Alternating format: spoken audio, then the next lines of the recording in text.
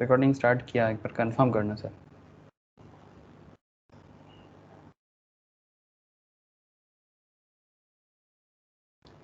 हुआ है ना? मैसेज गया आप लोगों के पास रिकॉर्डिंग का? हाँ। ओके सर, ठीक है। अच्छा sir, good evening again to, sorry good morning again to all of you. अच्छा, तो बात ये है सर कि कंपटीशन एक्ट का क्लास है और बेसिकली इकोनॉमिक लॉ। हाँ सर, इकोनॉमिक लॉ के अंदर एक बहुत इम्पॉर्टेंट एक कॉन्सेप्ट है, दैट इज़ कंपटीशन एक्ट या कंपटीशन लॉ 2002। तो हम लोग उसी को लेके लास्ट फ्यू वीक से चर्चा चल रहा है। आज भी चर्चा चलेगा कंपटीशन पे, क्योंकि दो रीज़न है इसका। एक तो सीएस एग्जीक्यूटिव लेवल का अगर मैं बात करूं तो काफ़ी अच्छा वेटेज है इसका, तो इम्पॉर्टेंट भी है, इसलिए मैं थोड़ा ज़्यादा डिटेल्स में ही बात कर रहा हूँ। ऐसे ओवरव्यू कॉन्सेप्ट वाइज मैं सारा पॉइंट स्टार्टिंग लेक्चर्स में ही आप लोगों को बता दिया, बट मैं थोड़ा डिटेल्स में इसलिए चर्चा कर रहा हूँ क्योंकि डिटेल्स जितना करेंगे उतना आप लोगों के लिए हेल्पफुल भी होगा और क्लैरिटी हो जाएगा एक एक पॉइंट के हिसाब से। तो कंपटीशन एक्ट में मैं आज कुछ और वाइटल पॉइंट बताऊंगा, जैसे कि कॉम्बिनेशंस वगैरह एक बहुत इंपॉर्टेंट एरिया है, तो किस तरह का कॉम्बिनेशंस बन के मार्केट में कंपटीशन क्रिएट होता है मैं आपको वो भी बताऊंगा आज। कुछ रियल लाइफ एग्जांपल्स की तरफ भी जाऊंगा, ठीक है, जो कंपटीशन होता है मार्केट में, स्पेशली दो बड़ा कंपनी मार्ज हो जाता है या फिर एक बड़ा कंपनी एक छोटा कंपनी को एक्विजिशंस कर लेते हैं, तो ये मार्जर, अमाल्गमेशन, एक्विजिशन, इस तरह का कुछ इंपॉर्टेंट फैक्ट है जो आज बताऊंगा। कंपटीशन कमीशन का थोड़ा डिटेल्स जानकारी लेंगे, ठीक है, CCI, competition commission of India, ऐसे मैं इसके बारे में आपको पहले भी एक बार बोला ओवरव्यू लेक्चर्स के अंदर, तो आज मैं इसको वापस थोड़ा डिटेल्स में बातचीत करूंगा। तो ऑलमोस्ट हम लोग मेन पॉइंट्स बात करते हुए चल रहे हैं। अगर सीए फाइनल या फिर सीएमए फाइनल में अगर देखो तो ये वेटेज है, इसका इंपॉर्टेंस ही है, बट सीएस एग्जीक्यूटिव में यहाँ से अच्छा खासा क्वेश्चंस कर लेते हैं सर, ठीक है। तो चलो ठीक है, आप लोगों को मैं स्क्रीन शेयर करता हूँ। तथा गुड मॉर्निंग तथा। Morning sir. Good morning. तो कंपटीशन एक्ट 2002 जो हम लोग स्टार्ट किया था, अगर मैं आपको इसका ओवरव्यू लेक्चर्स में ये ओवरव्यू नोट्स भी था, इसमें पूरा कंपटीशन एक्ट का एक छोटा स्मॉल वे में इसको बोला गया है। ये सब एग्जाम टाइम में आपको बड़ा काम आएगा सर, ठीक है, एग्जाम में ना बहुत काम आता है। एग्जाम से पहले क्योंकि आप इतना ज़्यादा बड़ा सिलेबस कवर करने के बाद जब आप लास्ट मिनट रीड करते हो ना, तो आपको बहुत हेल्प करता है, ठीक है। ये सब लास्ट मिनट रीडिंग के लिए समरी नोट्स एग्जाम सिचुएशंस में बहुत हेल्पफुल है। अगर मैं सिलेबस को एक बार देखो, जैसे कि ज्योति मुझे बता रहा था कि सर आपके एग्जीक्यूटिव लेवल का अगर मैं बात जैसे कर रहा हूँ, एग्जीक्यूटिव प्रोग्राम में आपका मॉड्यूल 2 के अंदर economic, business and commercial law का जो पार्ट है, उसमें बिजनेस लॉ आप लोगों ने पढ़ा या बाद में आपको मैं शेयर करूंगा, जैसे कॉन्ट्रैक्ट वगैरह है, सेल ऑफ गुड्स वगैरह है, specially commercial law and business law में, ठीक है, वो सब मैं आता हूँ। लेकिन मैं इकोनॉमिक लॉ जो सबसे इंपॉर्टेंट एरिया यहाँ पर चर्चा चल रहा है, इकोनॉमिक लॉ के अंदर अगर मैं बात करूँ तो इसमें दो पार्ट है। एक आपका part 1 foreign exchange management and NBFC, ठीक है। मैं इसके बाद जैसे ये इकोनॉमिक लॉ का कंपटीशन लॉ जैसे मैं खत्म करूंगा उसके बाद मैं इसी पार्ट में आऊँगा सर, ठीक है, जिसमें आपको फॉरेन एक्सचेंज मतलब फेमा, ठीक है, foreign exchange management and NBFC मतलब हमारे देश में जो नॉन बैंकिंग फाइनेंशियल कंपनीज चलते हैं उनका क्या हिसाब किताब है, ठीक है, वो डिटेल्स में है सर, वो मैं चर्चा करूँगा आपसे। तो reserve bank of India, foreign exchange management, it's a very important area. और जो पार्ट बी है, जो ज्योति बता रहे थे सर, ज्योति अभी शुरू से पूछ रहे सर, इसका पार्ट बी में सिर्फ कंपटीशन ही है। यस सर, ठीक है, सिर्फ कंपटीशन लॉ वही पूरा पार्ट कवर कर लेता है, ठीक है। इसमें आई होप कि आपको इतना दिन में कंपटीशन पॉलिसी क्या है पता चल गया है। हाँ ज्योति, एंटी कॉम्पिटिटिव एग्रीमेंट क्या है पता चल गया है, एब्यूज ऑफ डोमिनेंट पोजीशंस क्या होता है पता चल गया है, ठीक है। आज मैं आपको overview of combinations, regulations of combinations, ये सब बात करूंगा, ठीक है, और कंपटीशन कमीशंस के बारे में कुछ बेसिक चर्चा करूंगा। तो ये law is a very important law sir, सबसे बड़ा बात है ये जो लॉ आपको दिखाई दे रहा है ना, it's a very very important law. ऐसे सारा लॉ ही इंपॉर्टेंट होता है, बट इसका आजकल मार्केट में बहुत इस्तेमाल है, बहुत ऐसे हर एक्ट का इस्तेमाल है सर, ठीक है, बट ये एक अपने आप में एक बहुत बड़ा जगह लेता है। और ये बिजनेस एंड कमर्शियल लॉ का जो बाकी पार्ट है, इसमें से आप लोग कुछ लॉ पहले भी पढ़े होंगे, ठीक है, मैं फिर बाद में कराऊंगा, ठीक है। इसमें प्रॉपर्टी लॉ का भी एक एरिया है, बड़ा इंटरेस्टिंग एरिया है, I will discuss sir. RERA का भी एरिया है, रियल एस्टेट का जो कॉन्सेप्ट है, इसको छोड़ के बेनामी, वही एंटी करप्शन लॉ के अंदर बेनामी ट्रांजैक्शंस वगैरह ये सब है। और बिजनेस लॉ के अंदर contract, sale of goods, partnership, इस सब का एक काम करता हूँ मैं आपको। ये contract act, sale of goods act, partnership act, negotiable instrument act, ये सब का ना मेरे पास जो रिसेंट में जो लाइव क्लास लिया था मैं उसका रिकॉर्डिंग आप लोगों को शेयर करता हूँ। आप लोग ना उसको घर में करते जाइए, और जैसे ही अगर मैं लाइव क्लास स्टार्ट करता हूँ तो आप लोगों को लाइव में भी अगर आप लोगों का टाइम एडजस्ट होता है आप लोग वहाँ पर भी ज्वाइन कर लीजिए, ठीक है। तो दोनों वजह से आप लोगों का ये एक्ट और फिर से एक बार दोबारा हो जाना चाहिए, ठीक है। तो ये मेरा बिजनेस लॉ के लिए सुझाव है। बाकी ये पूरा थर्सडे वाला क्लास में मेरा पूरा फोकस रहेगा आप लोगों के लिए आपका कंपटीशन, मतलब बेसिकली सॉरी बार बार कंपटीशन बोल देता हूँ, इकोनॉमिक लॉ पे, ठीक है। तो ठीक है सर, ज्योति समझ में आ रहा है, बोलो। Yes sir. ठीक है, चलो तो आगे बढ़ते हैं, यही है मेन एरिया। तो कंपटीशन एक्ट में जो ये मैट भी आप लोगों को मैंने शेयर किया, काफ़ी अच्छे से बोला हुआ है ईच एंड एवरी पॉइंट्स। तो ये फाइनल लेवल पे भी रेफर किया जाता है, बड़ा ही अच्छा है सर। तो पॉइंट इज़ दैट इतने अच्छे से यहाँ पर हर एक पॉइंट को अलग अलग करके बोला हुआ है, जो आपको बहुत हेल्प होगा पढ़ने के टाइम पे। आप इंस्टीट्यूट एग्जीक्यूटिव लेवल का मैथ से भी देख सकते हो, जहाँ भी देखो भाई लॉ तो लॉ है, सभी केस में है, ठीक है। मैंने जो आपको शेयर किया और इंस्टीट्यूट जो आपको मैथ दिया, ये वाला CS का मैथ है, अब दोनों जगह से देखो, लॉ तो आपको वही मिलेगा, ये थोड़ा सा सजाव है। और ये मेरा बना हुआ सर आपका समरी नोट्स है, ये भी आपको हेल्प मिलेगा, ठीक है। तो जहाँ मर्जी वहाँ से पढ़ो, पर पढ़ो सर, बस पढ़ो। अच्छा, एग्ज़ाम के लिए ज्योति ने एक बहुत अच्छा सुझाव दिया था, मैं सभी को बोलता हूँ, सर रोशनी को भी, तौथा को भी, कि हर हफ्ता वीक में 2 दिन, हाँ सर, एवरी वीक 2 डेज करके एग्ज़ाम होगा। डेट फिक्स कर लेंगे, मैंने मैम को बोला, मैम आप लोगों के लिए एग्ज़ाम डेट फिक्स कर लेगा, आप लोग एवरी वीक एग्ज़ाम देते जाओगे। मैं नॉर्मली सोच रहा हूँ सर, जो जिस दिन दोपहर, जिस दिन थोड़ा आप लोगों का हल्का रहेगा, ठीक है, 2 डेज, ठीक है, एवरी वीक 2 दिन करके आप लोग, मैं टेस्ट क्वेश्चन आप लोगों को शेयर करता जाऊंगा, और आप लोग हर हफ्ता 2 दिन करके टेस्ट देते रहोगे। हाँ रोशनी, ठीक है ना, जो तो था बोल, ठीक है। तो मॉड्यूल 1 के हिसाब से भी चल सकते हैं, मॉड्यूल 2 के हिसाब से भी चल सकते हैं, ठीक है। जिसका जो अपकमिंग एग्जाम का प्रिपरेशन है उसी के हिसाब से लेते रहेंगे, ठीक है। तो ये मैं पहले ही आपको बोल दिया, तो आप लोग रेडी रहना सर। मैं बहुत जल्दी आप लोगों को बताऊंगा कि वीक में 2 दिन, नेक्स्ट वीक से ही आई होप कोशिश करूंगा पूरा कि आप लोगों का जो एग्ज़ाम डेट है वो स्टार्ट कर देंगे। आप लोग पढ़ते रहिए, जो भी चल रहा है उसी से एग्ज़ाम लेते रहेंगे, पर आप लोग पढ़ते रहिएगा, ठीक है। और अगर आप लोग मुझे याद दिलाइएगा सर, अगर बाई चांस मैं किसी कारण से, एक्चुअली कुछ दिनों से कुछ पर्सनल काम से थोड़ा सा मैं बिज़ी हूँ, तो थोड़ा सा मेरा टाइम एडजस्टमेंट करने में दिक्कत हो रहा है। ये एक हफ्ता मैं कल भी क्लास में बोल रहा था, ठीक है सर, लेकिन एग्ज़ाम के लिए आप लोग रेडी होते रहिए। अच्छा, ये सब जो बेसिक चर्चा है कंपटीशन एक्ट में, ये कंपटीशन एक्ट का ये जो बेसिक डिस्कशन है ये मैंने आप लोगों से कर लिया, ठीक है। ये need of competition, role of competition in economic development वगैरह, ठीक है। फिर आपका कंपटीशन पॉलिसी एंड लॉ, मैं सारा डिटेल्स में बात किया सर प्रीवियस लेक्चर्स में। अगर बाय चांस आप लोगों में से किसी का मिस है, प्लीज़ कर लो सर, हाँ, एक बार वापस गो थ्रू कर लो, बहुत हेल्प हो जाएगा। ये ओवरऑल कंपटीशन एक्ट का पूरा सेक्शन का डिस्कशन है, जहाँ पर आपको कंपटीशन एक्ट के अंदर जो जो इंपॉर्टेंट सेक्शन है इसको पूरा का पूरा बोला गया है, ठीक है सर। Very interesting sir. इसमें चैप्टर 1 में आपका प्रिलिमिनरी एरिया है, सेक्शन 1, 2। चैप्टर 2 में बहुत इंपॉर्टेंट है chapter 2, prohibition of certain agreement, abuse of dominant positions, regulation of combination. आज मैं थोड़ा कॉम्बिनेशंस पे बात करूंगा। चैप्टर 3 जो है वो सेक्शन 7 से सेक्शन 17 का कवर एरिया है, जो बेसिकली इजी एरिया है sir. Competition commission of India का काम क्या है, ऑब्जेक्टिव क्या है, कौन रहता है, कौन चलाते हैं, चेयरमैन कौन होते हैं, मतलब बेसिकली CCI का जो कंपटीशन कमीशन का जो ओवरऑल काम धंधा है वो कैसे वो चलाते हैं, वो बेसिकली बोला है। और चैप्टर 4 के अंदर आपका powers and functions of commission, ठीक है, वही इसी से साथ जुड़ा हुआ। एंड चैप्टर 5 में ड्यूटीज ऑफ डायरेक्टर जनरल, ठीक है, सेक्शन 41। चैप्टर 6 में पेनल्टीज के बारे में मैं ऑलरेडी पेनल्टी बता दिया एक बार, ठीक है, फिर भी एक बार सेक्शन वाइज देख लेना चाहिए। Chapter 7 competition advocacy, and chapter 8 जो है कंपनीज लॉ, मतलब corporate company sorry economic law के अंदर आपका कंपटीशन के अंदर जो फाइनेंस अकाउंट्स एंड ऑडिट का डिस्कशन है वो 50 से 53। एंड चैप्टर 8A के अंदर एपिलेट ट्राइब्यूनल, ठीक है, मतलब SAT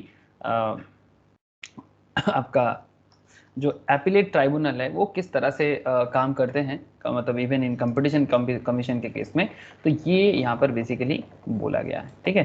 तो आज का चर्चा मेनली मेरा रहेगा सर कॉम्बिनेशंस वगैरह में। तो चलो मैं आपको इम्पोर्टेंट एरिया है कवर करने का पूरा कोशिश करता हूँ आज।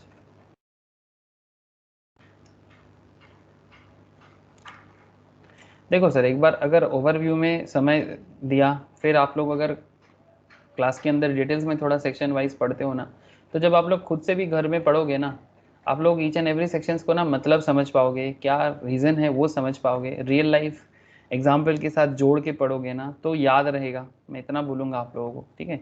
तो जब भी कुछ भी पढ़ो डिटेल्स में पढ़ो, ठीक है। शॉर्टकट करने जाओगे आधा अधूरा हो जाएगा, और रियल लाइफ कनेक्शन नहीं बना पाओगे तो फिर एग्ज़ाम सिचुएशंस में ना याद नहीं कर पाओगे।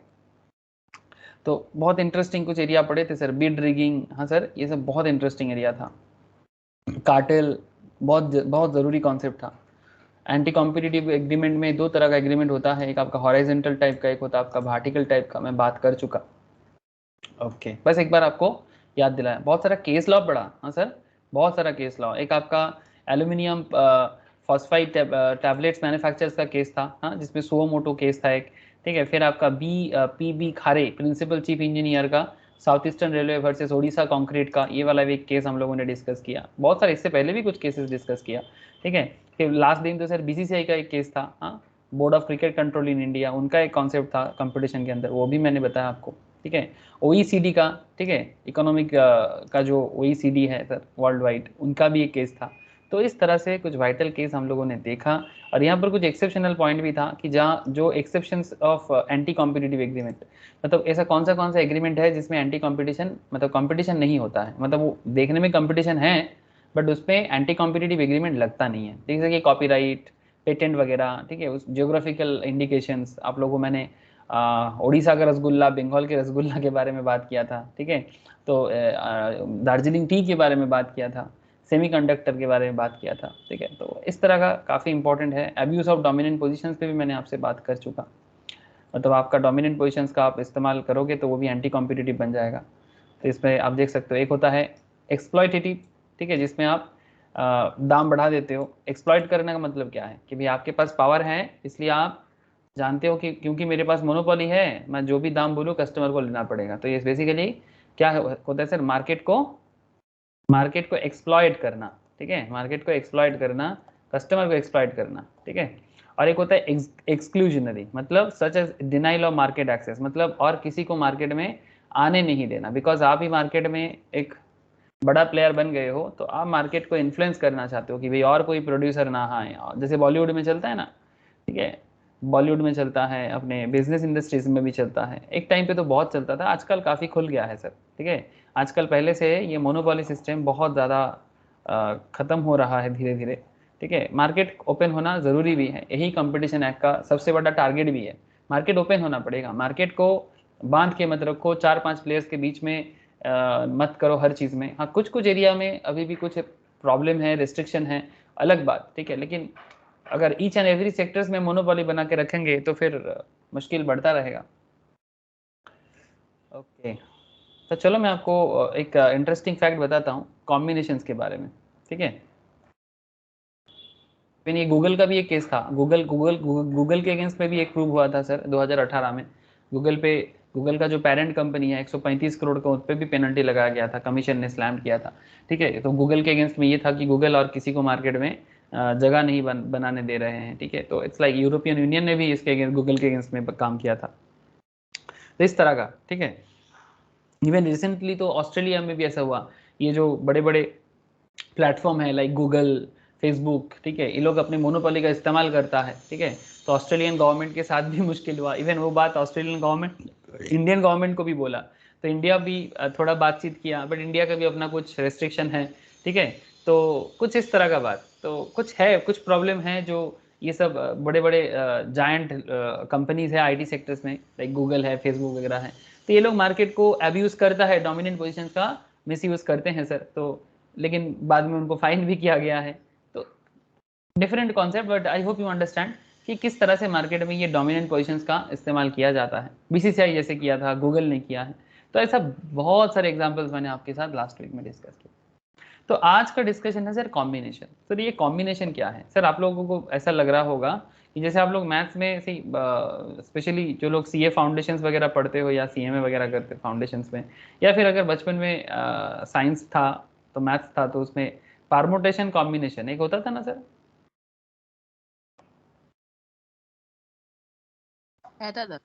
हाँ, तो क्या ये वही परमुटेशन है? हाँ सर, परमुटेशन तो नहीं है बट कॉम्बिनेशन है। मतलब आप ऐसा एक कॉम्बिनेशन के साथ मार्केट में आते हो।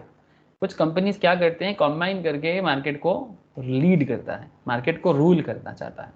तो क्या वो कंपटीशन में कुछ प्रॉब्लम करता है? मतलब बेसिकली देखो, इस चैप्टर का मेन पर्पस क्या है?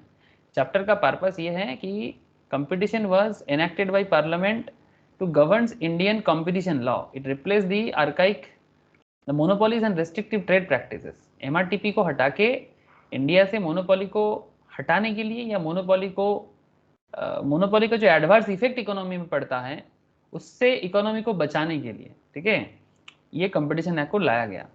Establish to prevent the activities that have an adverse effect on competition in India. This act extends to whole of India. ये पूरा भारत में ही एप्लीकेबल होता है। ये सब बात मैंने किया था। तो कहने का मतलब ये है कि कॉम्बिनेशन क्या चीज़ है जिससे कंपटीशन में इफेक्ट पड़ता है। तो चलो वही समझना है sir. Section 5 of this act इसके बारे में बात करता है। क्या बात करता है? एक्विजिशन ऑफ वन और मोर एंटरप्राइज। आप एक बड़ा ऑर्गेनाइजेशन हो, आप अगर एक या एक से ज्यादा ऑर्गेनाइजेशन को क्या कर लेते हो, एक्विजिशन कर लेते हो बाई वन और मोर पर्सन और मर्जर और अमलगामेशन। मर्जर अमलगामेशन मतलब जब दो बड़ा कंपनी मिल जाते हैं, जैसे आप लोग गाना सुने हो ना, दो दिल मिल रहे हैं, इट्स लाइक दैट। दो बिग ऑर्गेनाइजेशंस मिल रहे हैं, आप समझ रहे हो ना? बाई वन और मोर पर्सन और मर्जर और अमलगामेशन ऑफ एंटरप्राइज। मतलब आप ऐसे भी सोच सकते हो कि दो बड़ा ऑर्गेनाइजेशंस के बीच में शादी हो रहा है। मतलब बेसिकली वो लोग ऐसे एक दूसरे के साथ मिलजुल जाते हैं और मार्केट में और किसी को आने का मौका ही नहीं मिलता, ऐसा कॉम्बिनेशन बना लेते हैं। ठीक है, जैसे कि वो आप लोग को सीमेंट इंडस्ट्री का एग्जाम्पल दिया था ना, 11 सीमेंट इंडस्ट्रीज मिलके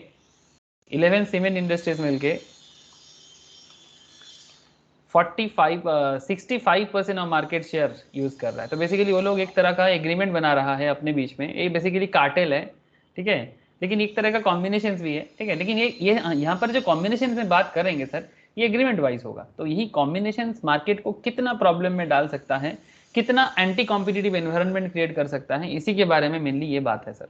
ठीक है, आप बड़े कंपनी हो कोई बात नहीं, बट आप ऐसे बड़ा कंपनी या दो बड़ा कंपनी मिल गया, या फिर एक बड़ा कंपनी एक छोटा कंपनी को एक्वाइज कर लिया, ठीक है, तो इस तरह से आप जो भी कॉम्बिनेशंस बनाओगे अपने बिजनेस के अंदर, ठीक है, जो भी प्रोडक्ट है, चाहे सीमेंट इंडस्ट्री हो, चाहे आईटी सेक्टर्स हो, चाहे ऑटोमोबाइल हो, चाहे कोई भी एग्रीकल्चर इंडस्ट्रीज हो, ठीक है, चाहे क्या नाम लेंगे, बैंकिंग सेक्टर्स हो, बहुत सेक्टर्स में ऐसा हो सकता है। There are various kind of sector जहां पर हो रहा है। इवन रिसेंट ट्रेंड में अगर आप देखोगे, मार्जर अमलगमेशन एक्विजिशंस पे अगर मैं बात करूं, जो मैं आपको ये क्लास में भी मैंने डिस्कशन किया था, अमेजन वर्सेस बिग बाजार का जो सर रिलायंस का जो केस है ना, अमेजन वर्सेस रिलायंस का जो केस है, जिसमें बिग बाजार को लेके मेन प्रॉब्लम है।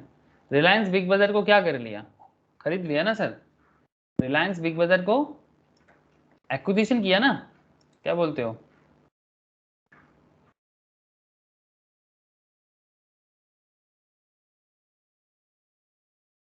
खबर है आप लोगों को फ्यूचर का क्या हुआ है?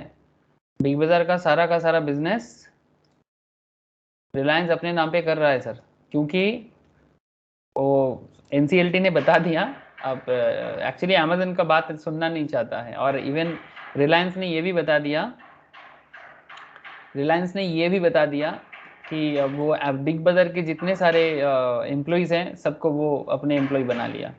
ये ऑलरेडी हो चुका है, लास्ट 2 दिन से प्रोसेस चल रहा है, ये देखो। खबर है आप लोगों के पास? Please tell me sir. Big Bazaar का नाम, हाँ बोलो। एनसीएलटी খবরটা দেখেছি স্যার। हाँ, नेशनल कंपनी लॉ ट्राइब्यूनल ने भी अमेजन को, रिलायंस को बोला कि करो। अब ये बोला है कि क्या बोलते हैं उसको, बिग बाजार बोला कि सॉरी अमेजन बोला कि वो जाएगा एनसीएलटी के पास बिग बाजार के अगेंस्ट में, या सर रिलायंस के अगेंस्ट में। बट अभी बात रिलायंस के फेवर में जा रहा है इंडिया में।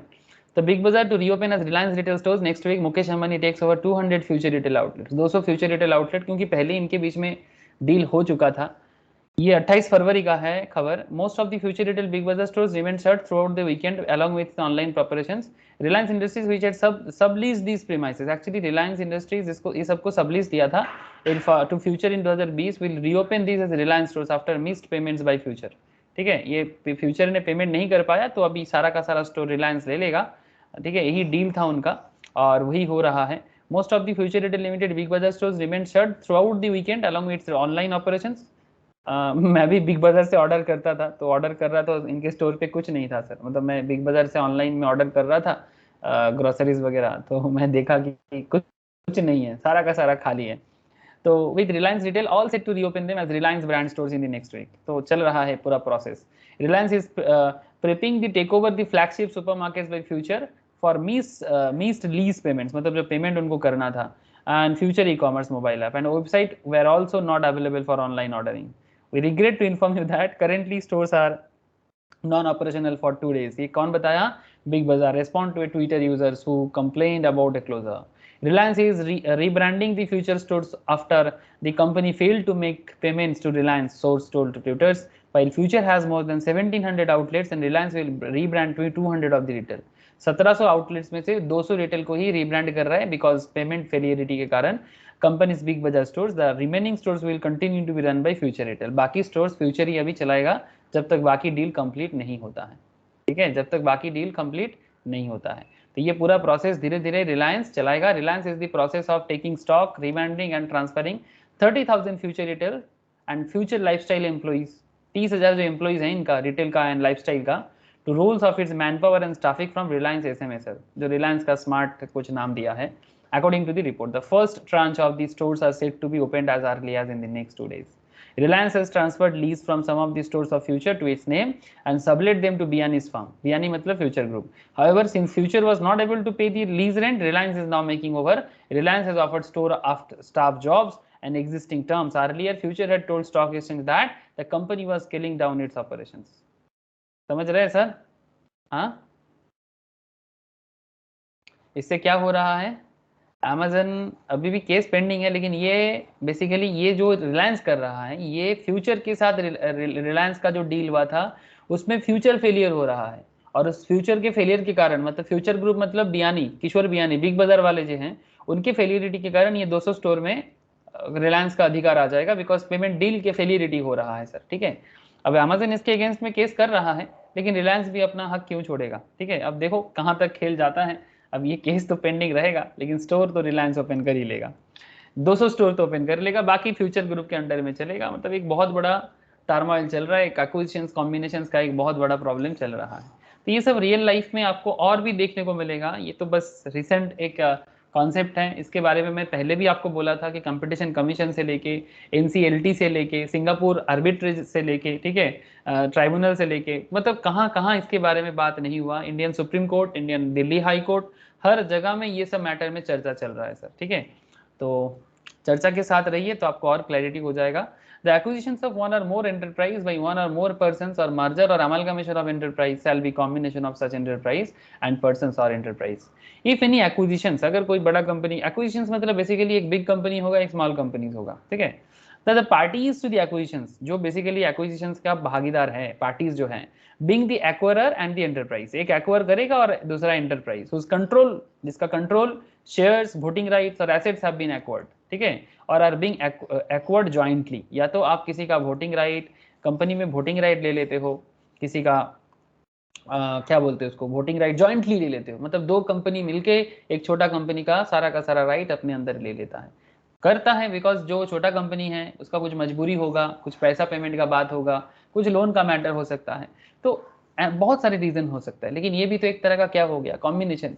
चाहे आप इंडिया में करो, the assets of the value of more than ₹1000 crore, अगर ये एसेट वैल्यूएशन 1000 करोड़ से ज्यादा है, या फिर टर्नओवर मोर देन ₹3000 करोड़, अगर एसेट जो है उसका वैल्यू 1000 करोड़ से ज्यादा है, अगर बिजनेस का टर्नओवर था 3000 करोड़ से ज्यादा है, ठीक है, तो ये एक तरह का कॉम्बिनेशन कहलाता है। तो point to be noted sir, अगर आप इंडिया के अंदर किसी भी कंपनी को, कोई बड़ा कंपनी एक्विजिशंस कर रहा है, चाहे वो ज्वाइंटली करे या फिर सिंगली करे, कॉम्बिनेशन करके करे, the parties to the acquisitions being the acquirer, जो पार्टी एक्विजिशंस कर रहा है, चाहे दो बड़ा कंपनी हो जाए या फिर तीन छोटा कंपनी हो जाए, जो भी करे, The parties to the acquisitions being the acquirer and the enterprise whose control, shares, voting rights or assets have been acquired or being acquired jointly.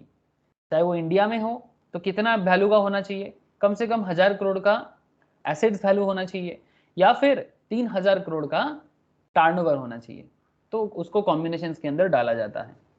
In India और आउटसाइड इंडिया, अगर इंडिया एंड आउटसाइड इंडिया मिलके in aggregate the asset of value of more than 500 million US dollar, 500 million US dollar, और turnover होना चाहिए 1500 million US dollar, अगर India के बाहर भी ऐसा कुछ कॉम्बिनेशंस बन रहा है। बोलो सर, एक्विजिशंस का मतलब समझ में आ रहा है कि किस तरह से एक्विजिशंस के थ्रू से कॉम्बिनेशंस बनता है कंपनी का? हेलो सर, पॉइंट बी एक बार और।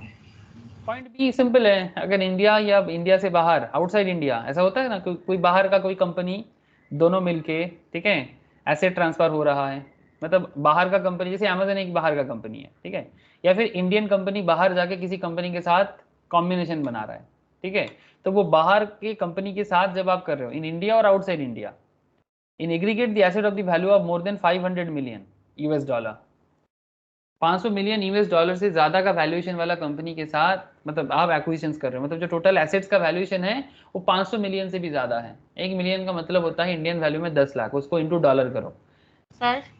हाँ बोलो।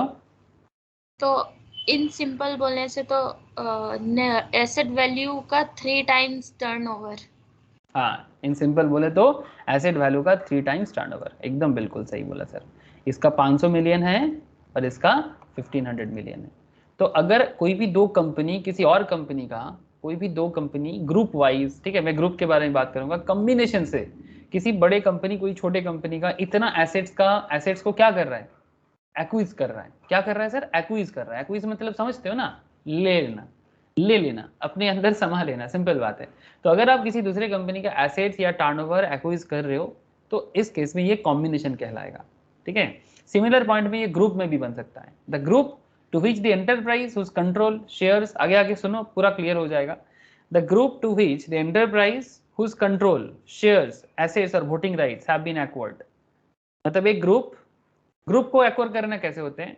The group to which the enterprise whose control, जिसका कंट्रोल ले लेते हैं, शेयर्स ले लेते हैं, एसेट्स ले लेते हैं, वोटिंग राइट्स ले लेते हैं, हैविंग बीन एक्वायर्ड, मतलब जो इतना दिन उसका था वो अभी मेरा हो जाएगा, would belong after the acquisitions jointly और वुड जॉइंटली हैव, या तो जॉइंटली या फिर जॉइंटली होगा, चाहे वो इंडिया के अंदर हो। The assets of the value of more than ₹4000 crore और टर्नओवर मोर देन ₹12000 करोड़, मतलब 400 करोड़, सॉरी 4000 करोड़, या टर्नओवर होना चाहिए 12000 करोड़, ठीक है।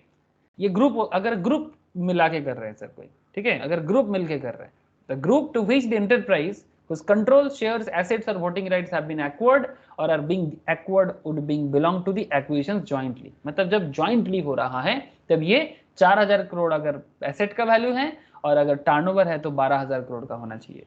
अगर आउटसाइड इंडिया हो तो ये मिलियंस में होगा। The assets of value of more than 2 billion US dollars, turnover more than 6 billion US dollar, मतलब 3 टाइम्स, जैसे कि अगर आप सिंपल कहना चाहो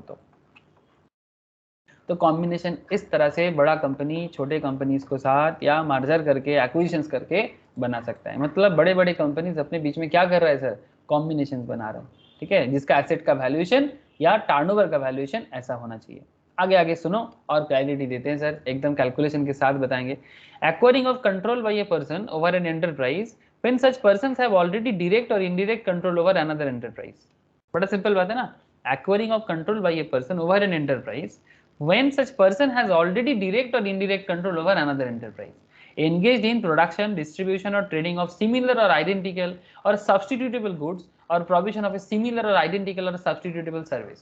मतलब आप उसी बिजनेस को एक्वायर कर रहे हो जिसमें बिजनेस का सिमिलरिटीज है, ठीक है। जैसे फेसबुक ने किसको एक्वायर किया बोलो? व्हाट्सएप को किया, समझ रहे ना। फेसबुक भी एक सोशल ऑर्गेनाइजेशन है, सोशल बिजनेस है, सोशल नेटवर्किंग साइट है। व्हाट्सएप भी similar kind of service provide करते हैं। जैसे इस तरह का और भी वीडियो प्लेटफॉर्म वगैरह में है, ठीक है। इंडिया के अंदर अगर आप देखोगे जैसे रिलायंस रिटेल जो है वो बेसिकली फ्यूचर रिटेल को ले रहा है, तो मतलब ऑलमोस्ट सब्सटीट्यूटेबल गुड्स हो सकता है या फिर similar kind of identical goods हो सकता है जो एक्विजिशंस में होना चाहिए। The enterprise over which control has been acquired, जिस एंटरप्राइज का कंट्रोल लिया जा रहा है along with the enterprise over which the acquirer already has direct or indirect control jointly have, चाहे इंडिया में हो जिसमें एसेट्स का वैल्यू मोर देन 1000 करोड़ और टर्नओवर होना चाहिए 3000 करोड़, जो मैं आपको अभी अभी बोल के आया। इन इंडिया और आउटसाइड में होगा तो वैल्यू मोर देन 500 मिलियन का, और अगर टर्नओवर का बात है तो 1500 का, ग्रुप में होगा तो वही बात फिर से बोला है, ठीक है। मतलब बेसिकली ये क्या बोला मैंने आपको अभी, ये जो मैंने आपको पॉइंट बोला ये बेसिकली और कुछ नहीं सर, एक्वायरिंग ऑफ कंट्रोल का बात कर रहा है। मतलब आप बेसिकली जब किसी दूसरे कंपनी में इन्वेस्ट कर रहे हो या एक्वाइज कर रहे हो तो आप उसका कंट्रोल ले रहे हो, और कंट्रोलिंग का भी सेम कॉन्सेप्ट दिया है जो मैंने हम लोगों को अपने अभी अभी एक्विजिशंस पे भी देखा। मतलब acquisitions and controlling almost similar valuations पे ही चला, ठीक है, सिमिलर वैल्यूएशंस पे ही चला, चाहे और ग्रुप वाइज भी आपने देखा। लेकिन मार्जर एंड अमलगमेशंस के केस में क्या होता है, एक्विजिशंस और मार्जर अमलगमेशंस में थोड़ा सा फर्क है, ठीक है। इसमें क्या होगा, the enterprise remaining after merger, मतलब दो कंपनी मिलके कंपनी वही रहेगा, ठीक है, दो कंपनी मिल जाएगा पर कंपनी वही रहेगा। मतलब जैसे कि इसमें क्या था, इससे पहले एक्विजिशंस में एक बड़ा कंपनी जॉइंटली हो ग्रुपली हो छोटा कंपनी को ले रहा है, ठीक है, ये एक्विजिशंस कहते हैं। बड़ा जब छोटा को लेता है उसको क्या बोलते हैं, एक्विजिशंस, इसके अंदर आ जाएगा। लेकिन दो सिमिलर काइंड ऑफ कंपनी जोड़ के कंपनी वही रहेगा, ठीक है। जैसे वोडाफोन आइडिया मिलके वोडाफोन आइडिया हुआ, ये मार्जर है, अमलगमेशन है, एक्विजिशंस नहीं है, ठीक है। लेकिन जैसे रिलायंस अगर बिग बाजार को ले रहा है तो रिलायंस बिग बाजार को क्या कर लिया, मार्ज किया। क्या रिलायंस बिग बाजार मार्ज किया कि एक्विजिशंस कर लिया रिलायंस ने बिग बाजार को, एक्विजिशन। समझ में आ रहा है ना सर, ये फर्क है। जब रिलायंस बिग बाजार को एक्विज कर लिया लेकिन वोडाफोन आइडिया मार्ज हुआ है, तो ये बेसिक फर्क है और कुछ नहीं। ऐसा बहुत सारा एग्जांपल्स हैं, पर मैं आपको रिसेंट कुछ एग्जांपल्स दिया, आगे आगे आपको और एग्जांपल्स देखते हैं सर, ठीक है। The enterprise remaining after merger or the enterprise created as a result of the amalgamation as the case में भी, ठीक है। हो सकता है कि नाम चेंज ना करे, ठीक है, मानो कि ऐसा भी हो सकता है दो कंपनी मार्ज हुआ, जैसे वोडाफोन आइडिया मार्ज होकर नाम चेंज हुआ है, ठीक है, नाम चेंज हुआ है। बट हो भी सकता है कि दो कंपनी ए लिमिटेड के साथ बी लिमिटेड मार्ज हुआ और नाम ए लिमिटेड ही रहा, हो सकता है, इसमें प्रॉब्लम नहीं है, इसमें प्रॉब्लम नहीं है। नाम चेंज भी हो सकता है और नाम अलग भी आ सकता है। तो आइदर इन इंडिया हो सकता है, either in India the assets of the value अगर इंडिया में हो तो 1000 करोड़ और टर्नओवर 3000 करोड़, एक ही बात है। इन इंडिया और outside India assets of the value more than 500 million again, और अगर टर्नओवर का बात है तो 1500 मिलियन, ओके। ग्रुप का बात करें same to same, in which enterprise remaining after the merger or the enterprise created as a result of amalgamation, दो कंपनी मिल गया, ठीक है, would belong after the merger of the amalgamation as the case में भी। जिसमें अगर India में हो रहा है तो 4000 करोड़ का एसेट का वैल्यूएशन और टर्नओवर होना चाहिए 12000 करोड़ का, ठीक, 3 गुना उससे।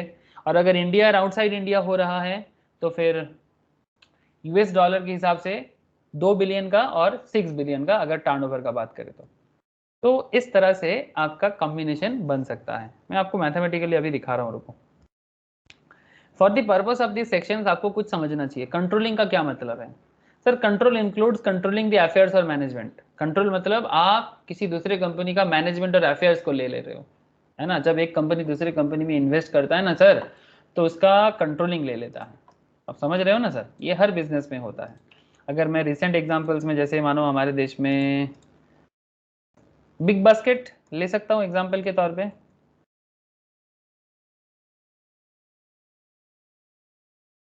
बिग बास्केट पे किसका इन्वेस्टमेंट है रिसेंटली, टाटा का ना। ये देखो नाम भी लिखा रहता है टाटा एंटरप्राइज। क्यों लिखा नाम, इतना दिन तो बिग बास्केट ही था, कंपनी अच्छा चला, लेकिन अभी क्या लिखता है टाटा एंटरप्राइज। क्यों लिखता है, बिकॉज बिग बास्केट को टाटा ने एक्विजिशन कर लिया सर। हाँ, बिग बास्केट अभी टाटा का मतलब बेसिकली होल्डिंग हो गया सर, होल्डिंग हो गया 68% ऑलमोस्ट, आई थिंक। देखते हैं, हाँ यस मिल गया। ये देखो टाटा ग्रुप का 68% शेयर होल्डिंग है बिग बास्केट पे, तो कंट्रोलिंग आ गया ना टाटा का, क्या बोलते हो। अरे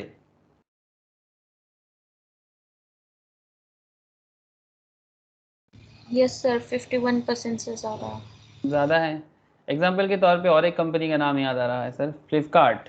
बहुत सारा है, किसका किसका नाम लो। फ्लिपकार्ट का बात क्या याद आ गया, फ्लिपकार्ट में तो बहुत बड़ा खेल हुआ। इसका केस अगर कहीं केस स्टडी करोगे आपको और समझ में आ जाएगा। फ्लिपकार्ट का रेवेन्यू जनरेशन जो है वो 5.8 बिलियन का है। ऑनलाइन शॉपिंग बिजनेस है, यू ऑल नो। इसका ओनर है सर वॉलमार्ट, 82%। ये प्राइवेटली चलता है, स्टॉक मार्केट लिस्टेड नहीं है। बिग बास्केट भी वही है, प्राइवेटली चलता है, स्टॉक मार्केट लिस्टेड नहीं है। वॉलमार्ट का 82% है, टेंसेंट का 5% है, टाइगर ग्लोबल 4.87, बिनी बंसल यही तो बनाया था। बिनी और सचिन, सचिन अभी आउट हो गया। बिनी बंसल एंड सचिन बंसल, सचिन आउट हो गया, बिनी अभी भी है 3-3.5% स्टेक के साथ। माइक्रोसॉफ्ट है 1.46, यूआईए है 1.43, एसएल है 1.32, आदर्श है 0.7। 30,000 एम्प्लॉय फ्लिपकार्ट में काम करते हैं। कहने का मतलब ये है कि अगर वॉलमार्ट का 82% है, कंपनी बिनी और सचिन ने बनाया था, लेकिन अगर वॉलमार्ट आ गया तो क्या लगता है कंट्रोलिंग वॉलमार्ट का चला जाएगा कि नहीं चला जाएगा?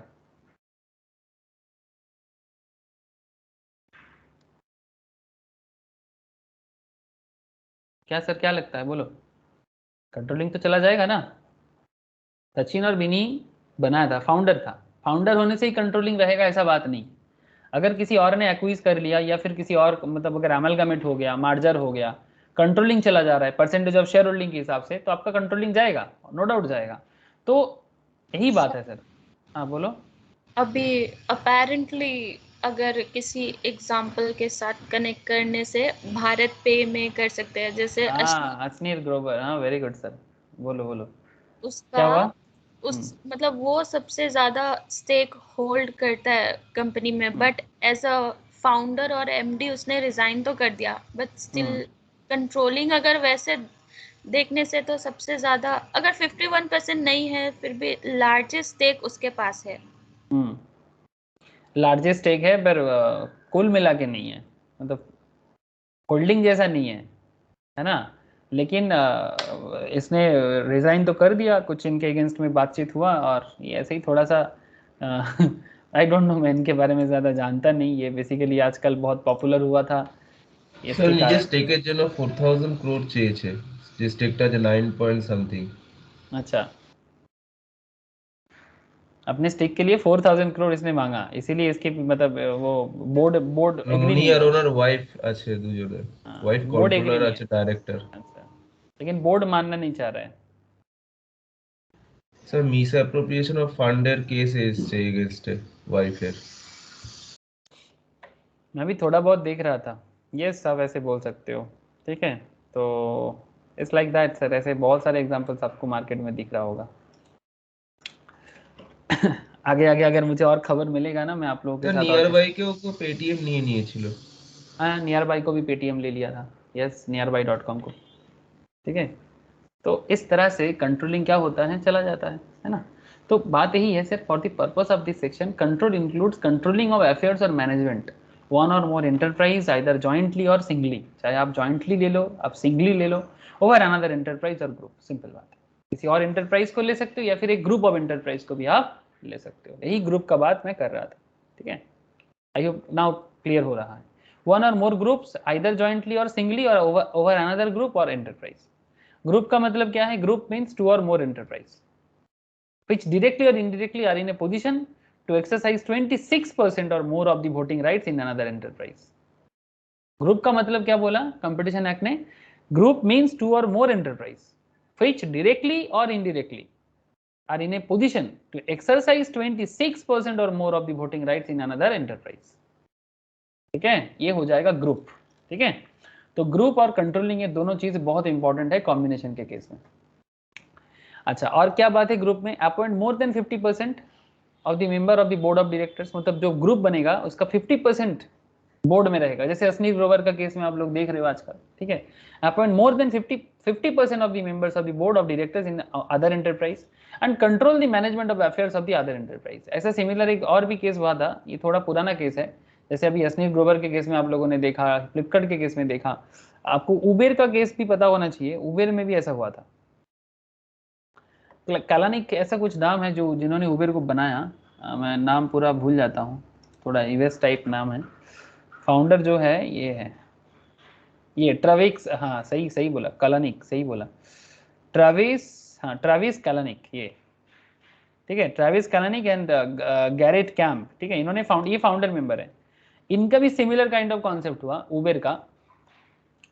उबेर के बोर्ड से इनको भी रिजाइन देना पड़ा था, बिकॉज बोर्ड के साथ बात मैच नहीं कर रहा था। भले ही वो फाउंडर था, बट बोर्ड में बाकी जो लोग आ गया सर, ठीक है, उनके मेंटेलिटी के साथ कुछ ना कुछ गड़बड़ के कारण प्रॉब्लम हो रहा था, ठीक है। तो ये कुछ पॉइंट है सर। बोलो। ओला और उबर को compete करने के लिए रिलायंस और टाटा वो करेंगे साथ में। जॉइन हैंड करेंगे। हाँ अरे वाह, चलो देखते हैं। बेसिकली ये अच्छा है सर, ये इससे क्या होगा, इससे क्या होगा कि मोनोपोली जो है ना सर, है ना, जैसे ओला उबेर का क्या चल रहा है अभी, मोनोपोली चल रहा है ना, ठीक है। जैसे मैं तो देखता हूँ कोलकाता में तो ओला चलता ही नहीं है, उबेर ही चलता है। हाँ, तो टैक्सी बिजनेस धीरे धीरे खत्म हो जाएगा, ये तो दिख ही रहा है, ठीक है, बिकॉज टैक्सी का अलग अलग यूनियनबाजी के कारण और प्रॉपर कंट्रोलिंग ना होने के कारण ये लोग अपने पैर में कुल्हाड़ी मारा मेरे हिसाब से। अगर गवर्नमेंट कंट्रोल कर लेता इन लोगों को और ये अलग अलग यूनियन ना होता, एक प्रॉपर बिजनेस पर्सपेक्टिव से अगर टैक्सी कॉन्सेप्ट चलता, तो शायद ये कंपनीज का इतना बोलबाला नहीं होता। बट अभी कुछ कर नहीं सकते, क्योंकि टैक्सी यूनियंस इतना मिसमैनेज्ड है, आपको मैं क्या बताऊं, फुल्ली मिसमैनेज्ड।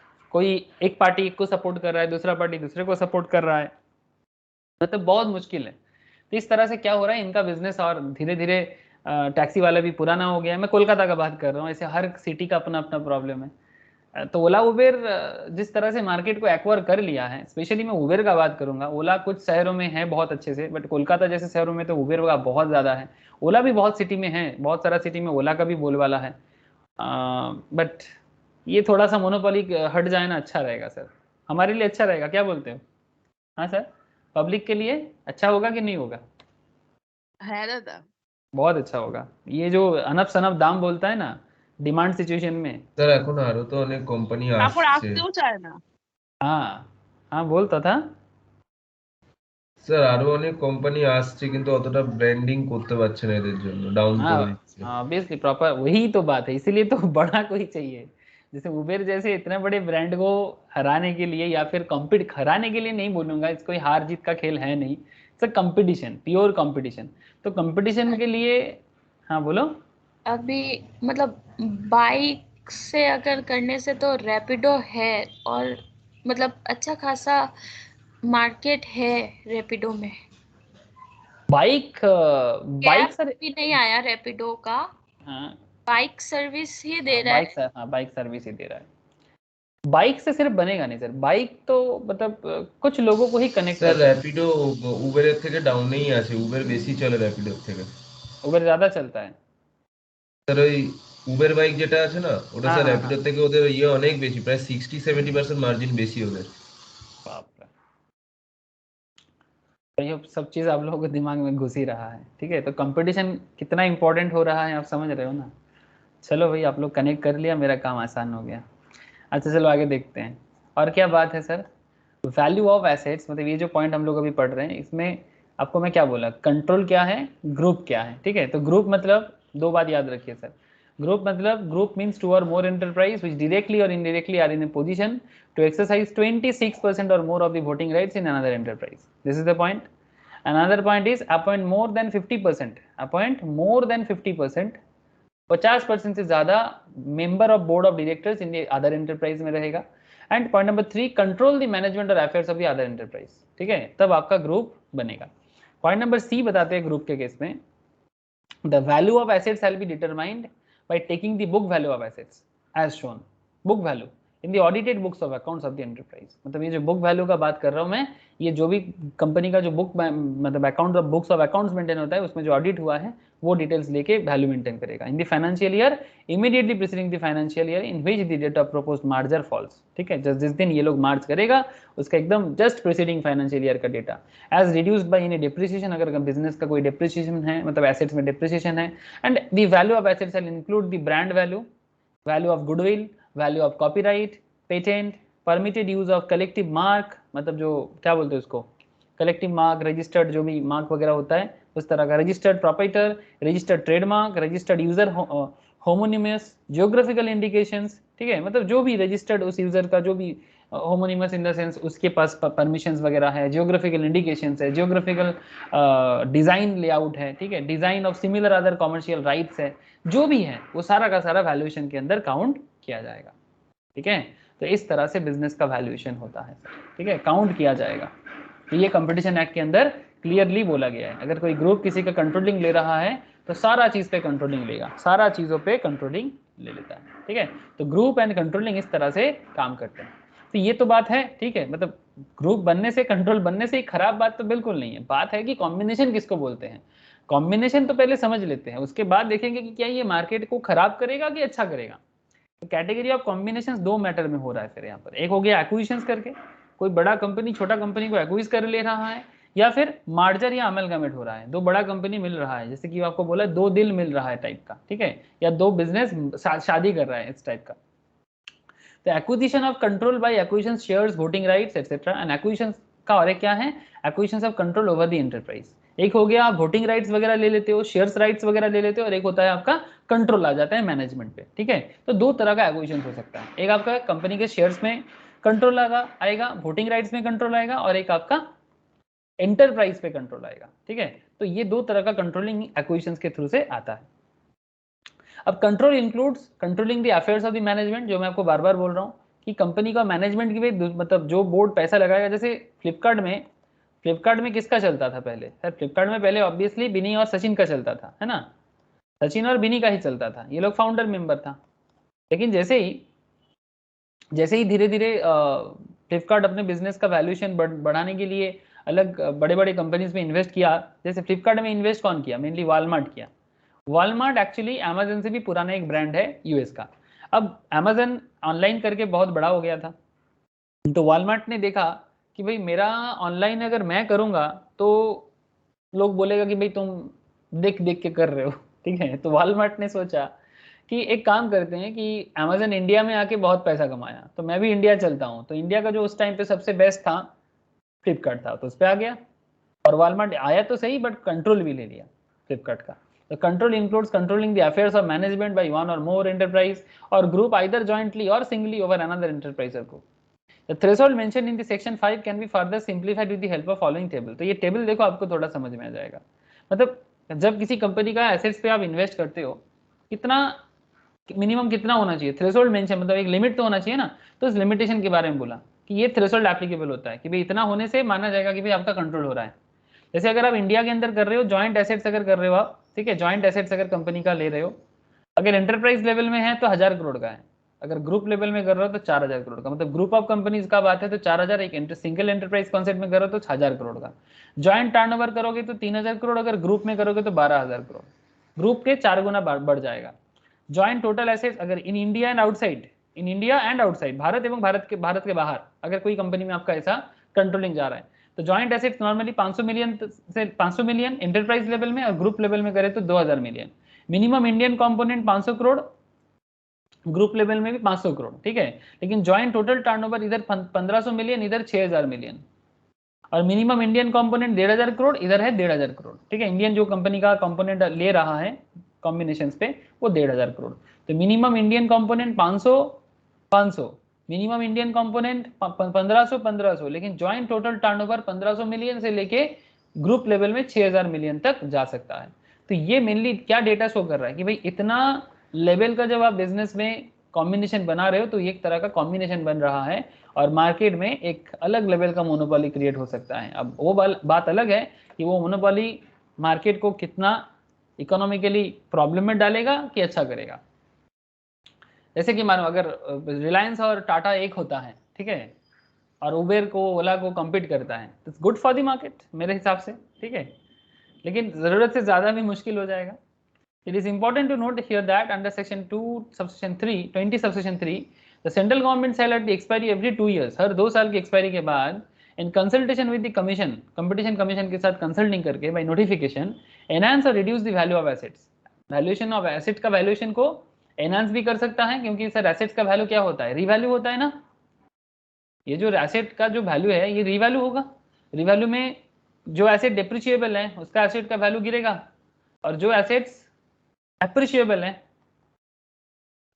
उसका एसेट्स का वैल्यू बढ़ जाएगा। जैसे मानो कि गुडविल बढ़ रहा है कंपनी का तो एप्रिशिएट होगा, लेकिन कोई फिक्स एसेट्स है, फर्नीचर, फिटिंग, मशीनरीज है, उसका डिप्रिसिएशन होगा, है ना, डिपेंड करता है। तो जो भी रीवैल्यू होगा उसको फिर से रीमेंशन करेगा। ये for the purpose of section 5 combination, हर 2 साल के एक्सपायरी के बाद ऑन द बेसिस ऑफ ये जो भी करेगा इसके लिए WPI देखा जाएगा, wholesale price index. Inflation index होता है एक तरह का, ठीक है, एक तरह का प्रोडक्शन लेवल इन्फ्लेशन इंडेक्स होता है, एक WPI भी होते हैं, एक रिटेल इंडेक्स भी होते हैं, ठीक है, कंज्यूमर प्राइस, WPI, CPI, ठीक है। जो लोग स्टॉक मार्केट बेसिक्स पढ़े हो वहां पर मैं ये सब डिस्कशन किया था सर, स्टॉक मार्केट में भी इसका असर पड़ता है। तो WPI मतलब होलसेल प्राइस इंडेक्स, CPI मतलब कंज्यूमर प्राइस इंडेक्स, ठीक है। अगर बोलोगे तो मैं आप लोगों को क्या क्लास शेयर कर दूंगा, फिर से एक बार आप लोग जरूर देखिएगा कि क्या वहां पर WPI CPI के बारे में डिटेल चर्चा किया था। अगर आप लोग इकोनॉमिक टाइम्स फॉलो करते हो तो वहां पर भी every week most probably WPI CPI का डेटा आपको दिखेगा, इन्फ्लेशन इंडेक्स को बताते हैं। तो ये जो भी वैल्यूएशन होगा ये होलसेल प्राइस इंडेक्स और fluctuation in the exchange rate के हिसाब से होता है। इसके ऊपर नोटिफिकेशन आया था 2016 में। In the exercise of the powers conferred by section 20 subsection 3 of the central government enhances the value of asset and the value of turnover by 100% from the date of publication of this notification in the official gazette.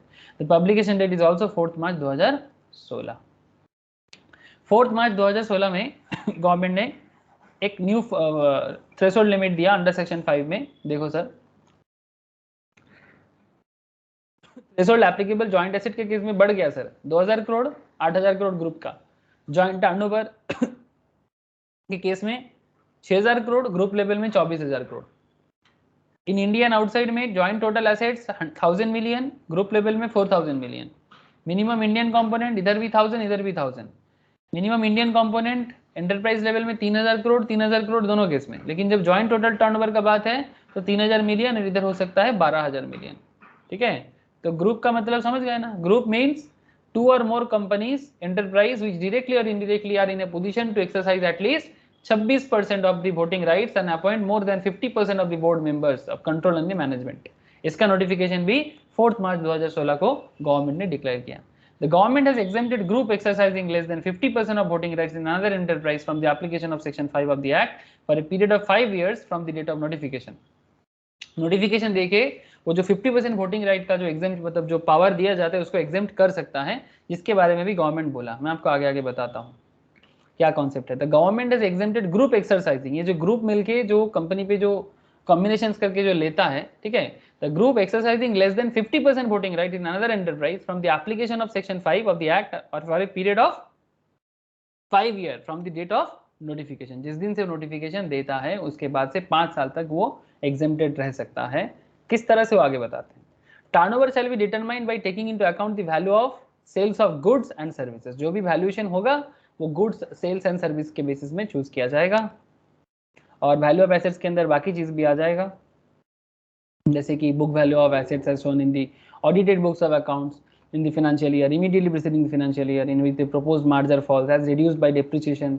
value of asset includes brand value, value of goodwill, intellectual property right है, IPR वगैरह, मतलब basically copyright वगैरह जो है ये सब कुछ आ जाएगा, ठीक है। फिर वाइड सेक्शन एक सेक्शन आया आपका 2017 में, where a portion of an enterprise or a division business is being acquired, taken, controlled or merged or amalgamated with another enterprise, the value of assets of the said portion or a division of business and the attributable to is shall be the relevant assets of the turnover taken into account for the purpose of calculating। इसमें आपको थोड़ा सा मैं बताता हूँ, रुको, actually notification ये आया, ठीक है। ये नोटिफिकेशन देख के आपको थोड़ा क्लैरिटी आ जाएगा। Notification granting exemptions from application of section 5, ठीक है, मतलब सेक्शन 5 जो आपको कॉम्बिनेशंस बता रहा है, बट कुछ केस में ये एग्जेम्पशन कर देता है, ठीक है। Under clause A of section 54 central government may by notification exempt any class or enterprise from the application of this act on any provisions thereof in the public interest following are the exemption granted from the application of section 5 and 6। तो कैसे कैसे case में ऐसा हुआ है। अगर regional rural bank का case है, in respect of which the central government has issued A notification under section subsection 5 of section 23A of regional rural bank act 1976, इसमें 5 साल तक इसका जो कॉम्बिनेशन का कॉन्सेप्ट है इसको एग्जेम्प्ट रखता है। भले ही वो कॉम्बिनेशन करेगा बट उसको कॉम्पिटिशन के अंदर में नहीं रहेगा, ठीक है। तो रीजनल रूरल बैंक के साथ अगर किसी भी तरह का ऐसा एक्विजिशन या मार्जर वगैरह हो रहा है, ठीक है, तो उसको कॉम्बिनेशन नहीं मानेगा, इसको एग्जेम्प्ट करके रखेगा, ठीक है। तो ये 5 साल इसके केस में। 10 साल का बात अगर है, नेशनलाइज्ड बैंक है, all cases reconsideration transfer of any whole or any part thereof, जैसे आप लोग जानते हो हमारे देश में बहुत सारे नेशनलाइज्ड बैंक को मार्ज किया जा रहा है ना। क्या सर, इतना तो जानते होंगे आप लोग, रिसेंट केस में बहुत बार हुआ है, 3-4 बैंक को मार्ज करके एक कंट्रोल के अंदर लाया जा रहा है, तो ये भी तो एक तरह का कॉम्बिनेशन है। हाँ सर बोलो, क्या रे, ऐसा होता है कि नहीं होता? हुआ सर। हुआ है, एकदम बिल्कुल हुआ है, रिसेंटली बहुत सारे एग्जांपल्स हैं। तो जो भी नेशनलाइज्ड बैंक है इनके बीच में जो भी कॉम्बिनेशन हो रहा है, acquired and transfer of undertaking section act 1970 के बेसिस में, बैंकिंग कंपनीज के बेसिस में, ठीक है, तो इसके केस में 10 साल तक ये एग्जेम्पशन के रहेगा। मतलब कॉम्बिनेशन तो है पर इसको सेक्शन 5 जो कॉम्बिनेशन के बारे में बताते हैं उनसे एग्जाम किया जाएगा। तो रीजनल रूरल बैंक के केस में 5 साल का एग्जामेशन, नेशनलाइज्ड बैंक के केस में 10 साल का एग्जामेशन। सेंट्रल पब्लिक सेक्टर एंटरप्राइज, अगर सेंट्रल गवर्नमेंट का पब्लिक सेक्टर एंटरप्राइज है इन दी ऑयल एंड गैस सेक्टर्स में अगर है तो, ठीक है, तो इनके केस में भी अगर पेट्रोलियम एक्ट 1934 के हिसाब से इनके बीच में भी अगर किसी भी तरह का कॉम्बिनेशन बन रहा है तो ये भी 5 साल के लिए एग्जाम में रहेगा। बस यही बात है, यही बात है सर, ठीक है।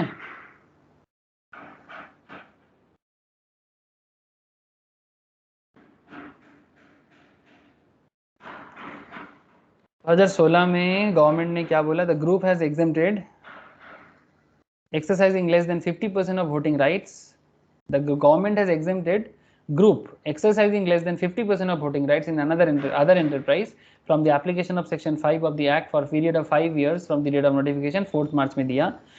और एक नोटिफिकेशन लाया मार्च 2017 में, de minimis exemptions is granted from the applications of section 5 for a period of 5 years from the date of publications of the notifications if the target enterprise whose control, shares and voting rights or assets are being acquired has either assets of the value of not more than 350 crore in India and turnover not more than 1000 crore in India।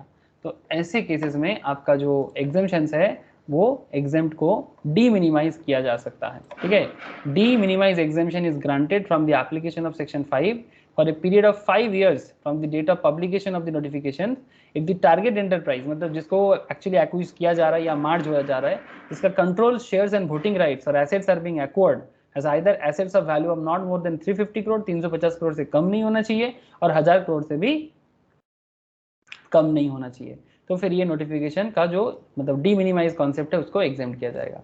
इसके against में कुछ questions वगैरह है, मैं आपको आगे आगे बताता हूँ, बट इससे पहले आपको रेगुलेशंस ऑफ कॉम्बिनेशंस थोड़ा देखना चाहिए। क्वेश्चंस के अंदर कुछ और पॉइंट क्लैरिटी से बोला हुआ है सर, आपको थोड़ा और हेल्प हो जाएगा, बट बिफोर दैट आप एक बार ये रेगुलेशंस ऑफ कॉम्बिनेशन जो सेक्शन 6 में बोला है इसको थोड़ा जान लो, ठीक है। ऐसे कॉम्बिनेशंस क्या है, मार्जर क्या है, अमालगमेशंस क्या है, आइडिया लग गया, तो आगे आगे कुछ चीज़ें सेक्शंस वाइज जब क्वेश्चंस करोगे ना आपको थोड़ा क्लैरिटी हो जाएगा, ठीक है।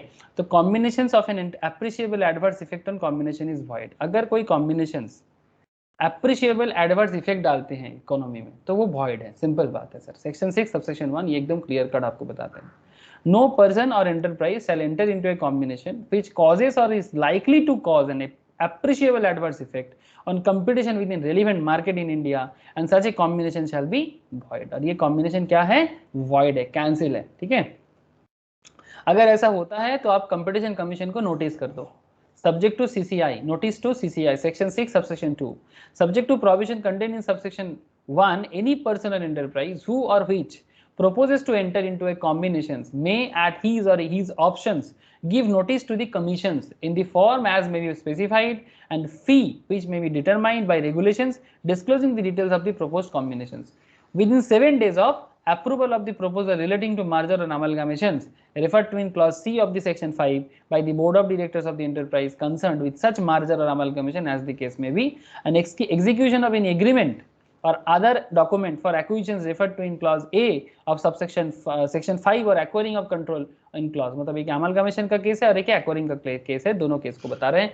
तो अगर ऐसा कुछ भी हो रहा है तो आपको CCI को बताना चाहिए। तो subject to provisions contained in subsection 1, any person enterprise who or which proposes to enter into combinations may at his or its options notice to commission in the form as may be specified, and जो भी फी लगा के आप बोलो, disclosing the details of the propose combination with in 7 days, 7 दिन के अंदर। कब से?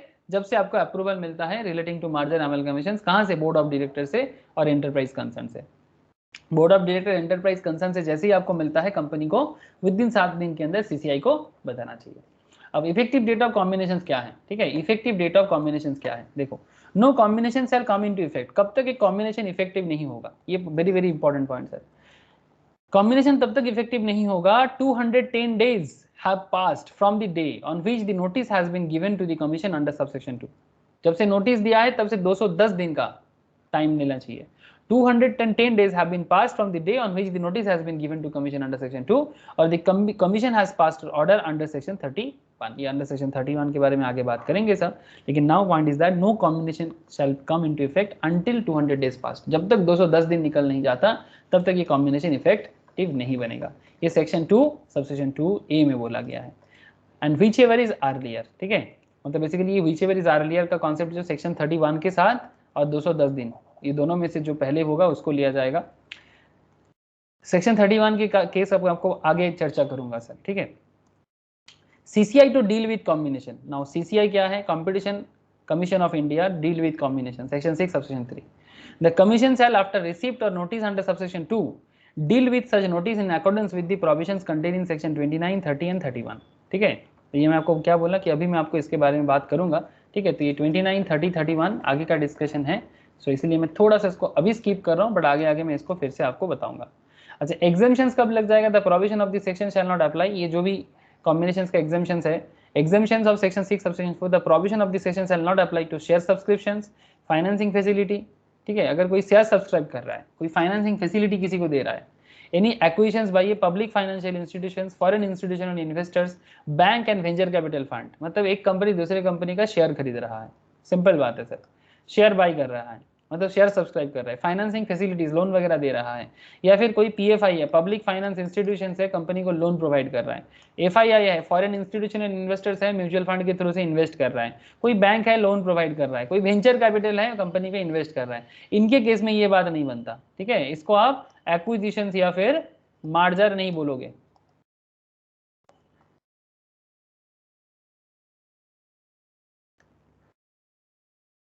ठीक है सर, बात समझ में आया? ये सेक्शन 6 सबसेक्शन 4 आपको कॉम्बिनेशंस नहीं बोलेगा, ये एग्जाम्पशंस है। Share subscription, financing facility provide करना, पीएफआई है आप, पब्लिक फाइनेंशियल इंस्टीट्यूशन जब किसी कंपनी को लोन प्रोवाइड करते हैं लाइक नाबार्ड वगैरह, ठीक है, ठीक है, लाइक एक्सिम बैंक वगैरह, ये लोग पब्लिक फाइनेंशियल इंस्टीट्यूशन है ना sir, IDBI, industrial development bank वगैरह, ये जब किसी कंपनी को लोन प्रोवाइड कर रहा है, फाइनेंसिंग सपोर्ट दे रहा है, तो इसका मतलब ये नहीं कि वो मार्ज हो रहा है या फिर अमलगमेंट हो रहा है या फिर कॉम्बिनेशन बना रहा है, ठीक है सर। सर वो डिबेंचर का पार्ट नहीं होगा? डिबेंचर का पार्ट जो है सर, नहीं, वो भी नहीं होगा, ठीक है, उनको वही फाइनेंसिंग फैसिलिटी है ना। तो सर इन रिटर्न तो सर्टेन परसेंटेज चार्ज कर रहा होगा ना लोन पे? हाँ, वो तो जरूर होगा, क्यों नहीं चार्ज करेगा, लेकिन लोन का मतलब ये तो नहीं होना चाहिए ना कि आप मार्ज कर रहे हैं। मर्जर नहीं बोल रहा सर, मतलब ये लोग ने जब लोन प्रोवाइड कर दिया सर्टेन परसेंटेज पे, वो तो डिबेंचर में हो गया ना। हाँ, ऑब्वियसली, अगर कभी कोई नॉन, देखो, अगर कोई इंस्टीट्यूशन करता है तो वो लोन कहलाता है, कोई इंडिविजुअल करते हैं तो डिवेंचर कहलाता है, कोई इंडिविजुअल किसी कंपनी को दे रहा है तो वो डिवेंचर कहलाता है। Concept is same, but ultimately loan, debenture या फाइनेंशियल इंस्टीट्यूशन से जो फाइनेंशियल फैसिलिटी प्रोवाइड होता है, ये सबको तो इंटरेस्ट के बिहाफ में ही होता है ना सर। लेकिन कहने का मतलब है कि ये सेक्शन 6 सबसेक्शन 4 आपको एग्जेम्प्ट करता है कि ये सबको एक्विजिशंस या फिर इस तरह का कोई भी कॉन्सेप्ट के साथ नहीं जोड़ सकते।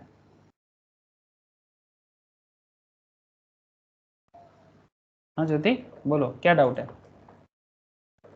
नहीं सर, क्लियर। वो कॉम्बिनेशन पे हम लोग एक टाइम पर्सन का पढ़ा और फिर ग्रुप का पढ़ा ना, तो उसके अकॉर्डिंगली वो कर रहा था।